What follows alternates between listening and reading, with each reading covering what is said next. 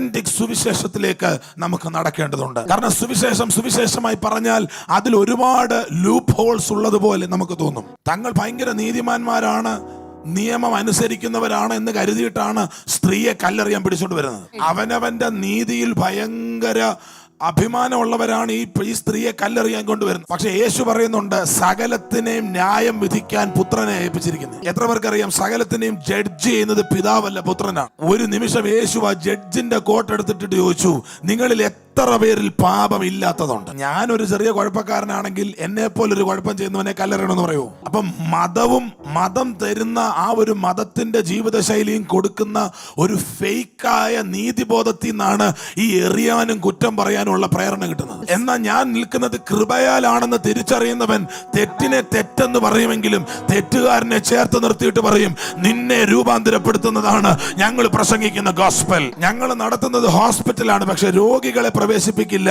എന്ന് പറയുന്നത് പോലെയാണ് പാപികളെ ഉൾക്കൊള്ളാൻ കഴിയാത്ത സഭ. പാപിയെ ഞാൻ സ്നേഹിക്കുമ്പോൾ അവന്റെ വഴികളെ സ്നേഹിക്കുന്നു എന്നർത്ഥമില്ല. ഞാൻ എന്റെ സ്നേഹം കൊണ്ട് അവനെ രൂപാന്തരത്തിലേക്ക് നടത്തണം. കാരണം the goodness of God leads people to repentance. ദൈവത്തിന്റെ കാർക്കശ്യമല്ല, ദൈവത്തിന്റെ നന്മയാണ് മാനസാന്തരത്തിലേക്ക് നടത്തുന്നത്. ഒരു നല്ല ദൈവത്തെ അവതരിപ്പിക്കുന്നതാണ് യഥാർത്ഥ സുവിശേഷം. സ്നേഹം കൊണ്ട് തന്റെ മക്കളുടെ കുറ്റത്തിനു വേണ്ടി സ്വയം അർപ്പിച്ച ഒരു നല്ല കർത്താവിനെ അവതരിപ്പിക്കുന്നതാണ് സുവിശേഷം. സത്യ സുവിശേഷം പ്രസംഗിക്കേണ്ടതിന് നമുക്ക് ഈ തലമുറയിൽ തീരുമാനത്തോടെ നിൽക്കാം. The gospel of Christ, ക്രിസ്തുവിന്റെ സാക്ഷാൽ സുവിശേഷം.